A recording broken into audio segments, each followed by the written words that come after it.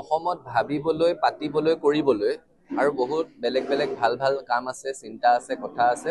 আমি সেইবোৰ ভাল কথা ভবা পতা আৰু কৰি যোৱাটো উচিত। এনেকুৱা ধৰণৰ বিতৰ্কসমূহৰ মাজলৈ নগৈ আন কথা ভাল কথা ভাবি পাতি কাম কৰি আগবাঢ়ি যোৱা উচিত। চাওক, দুটা বিষয়। অসমত যি ৬ জনগোষ্ঠীয়ে জনজাতিকৰণ বিচাৰি আছে, সদৌ অসম ছাত্ৰ সন্থাই ৬ জনগোষ্ঠীৰ জনজাতিকৰণৰ এই দাবীটোৰ প্ৰতি আমাৰ সম্পূৰ্ণ সমৰ্থন আছে। একে সময়তে আমি চৰকাৰক এই দাবীটোও জনাইছো যে বৰ্তমান যিসকলে জনজাতিৰ মৰ্যাদা লাভ কৰি আছে, তেওঁলোকৰ যিখিনি অধিকাৰ সেইখিনিও সুৰক্ষিত থাকিব লাগে আৰু সংৰক্ষণৰ ব্যৱস্থাটো এটা স্পষ্ট নীতিৰ আধাৰত আগবাঢ়ি যাব লাগে। এই কামটো চৰকাৰে কৰিব লাগিব। ৬ জনগোষ্ঠীৰ জনজাতিকৰণ কৰিব লাগে, সেই দাবীৰ প্ৰতি আমাৰ সমৰ্থন আছে। একে সময়তে যিসমূহে জনজাতি লাভ কৰা জনগোষ্ঠী আছে, তেওঁলোকৰ অধিকাৰ যাতে খৰ্ব নহয় আৰু সংৰক্ষণৰ নীতিটো কি হ'ব এটা স্পষ্ট নীতিৰ আধাৰত আগবাঢ়ি যাব লাগে। এই ক্ষেত্ৰত চৰকাৰে ফলপ্ৰসূ পদক্ষেপ গ্ৰহণ কৰিব লাগে, উদ্যোগ গ্ৰহণ কৰিব লাগে। আৰু ৩০ জনগোষ্ঠীয় সংগঠনৰ সভাখনৰ যিটো বিষয় উত্থাপন হৈছে, ৩০ জনগোষ্ঠীয় সংগঠন আমি কি ধৰণেৰে একত্ৰিত হৈছিলো তাৰ এটা পটভূমি আছে।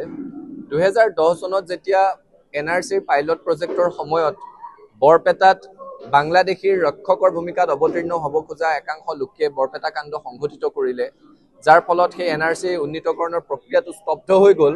সেইখিনি সময়ত সদৌ অসম ছাত্ৰ সন্থা আৰু অসমৰ ২৬টা সংগঠন আমি একত্ৰিত হৈছিলো আৰু সকলো সংগঠনে অসমৰ সমূহীয়া বিষয়সমূহত একেলগে মাত মাতিবলৈ সিদ্ধান্ত লৈছিলো। তাৰ পিছৰ পৰা ২৬ সংগঠনৰ পৰা ২৮ হ'ল, এতিয়া ৩০তকৈ বেছি সংগঠন আমি একেলগে আছো। ইয়াত ছাত্ৰ সন্থাৰ আৰু ৩০ জনগোষ্ঠীয় সংগঠনৰ এই মঞ্চখনত সকলো জনগোষ্ঠীয়ে নিজৰ নিজৰ জনগোষ্ঠীয় সমস্যাসমূহ উত্থাপন কৰাৰ সমান্তৰালভাৱে ক্ষেত্ৰীয় সমস্যাসমূহ উত্থাপন কৰাৰ লগে লগে সমগ্ৰ অসমৰ বিষয়সমূহ আলোচনা হয় আৰু বিগত সভাখনতো সেই কথাবোৰ আলোচনা হৈছে। ৬ জনগোষ্ঠীয়ে যিসকলে জনজাতিকৰণ বিচাৰি আছে, তেওঁলোকৰ সংগ্ৰামখন কি ধৰণেৰে আগবাঢ়িছে সেই বিষয়ে তাত তেওঁলোকে আমাক ব্যাখ্যা আগবঢ়াইছে। ছাত্ৰ সন্থাকো এই ক্ষেত্ৰত উদ্যোগ গ্ৰহণ কৰিবৰ কাৰণে অনুৰোধ জনাইছে। একে সময়তে CC2A বা ট্ৰাইবেল সংঘই জনজাতীয় লোকসকলৰ সংগ্ৰামখন কি ধৰণেৰে আগবাঢ়ি আছে, ফৰেষ্ট এক্ট ইমপ্লিমেণ্টেশ্যনৰ কথাবোৰ কি ধৰণেৰে আগবাঢ়ি আছে সেই বিষয়সমূহ তাত ব্যাখ্যা দাঙি ধৰিছে, তাত উল্লেখ কৰিছে। পাৰ্বত্য জিলাৰ পৰা অহা সংগঠনসমূহে আদানীয়ে ভূমি অধিগ্ৰহণৰ ফলত কি ধৰণৰ তাত সমস্যাৰ সৃষ্টি হ'ব পাৰে, তাত খিলঞ্জীয়া লোকসকলৰ ভাষিক সমস্যা, সাংস্কৃতিক সমস্যা কি কি আছে সেই বিষয়সমূহৰ বিষয়ে তাত উত্থাপন হৈছে। গতিকে সকলোৱে সমিল মিলেৰে সেই বিষয়সমূহ উত্থাপন কৰাৰ সমান্তৰালভাৱে সমগ্ৰ অসমৰ ভিত্তিত অসম চুক্তিৰ ৬ নং দফা যি বিপ্লৱ কুমাৰ শৰ্মা আয়োগৰ প্ৰতিবেদন আছে, সেই প্ৰতিবেদন কি ধৰণেৰে ৰূপায়ণ কৰিব পাৰি সেই বিষয়েও আলোচনা হৈছে আৰু সকলোৱে এই প্ৰতিবেদন ৰূপায়ণ কৰিব লাগে বুলি ঐক্যমত প্ৰকাশ কৰিছে।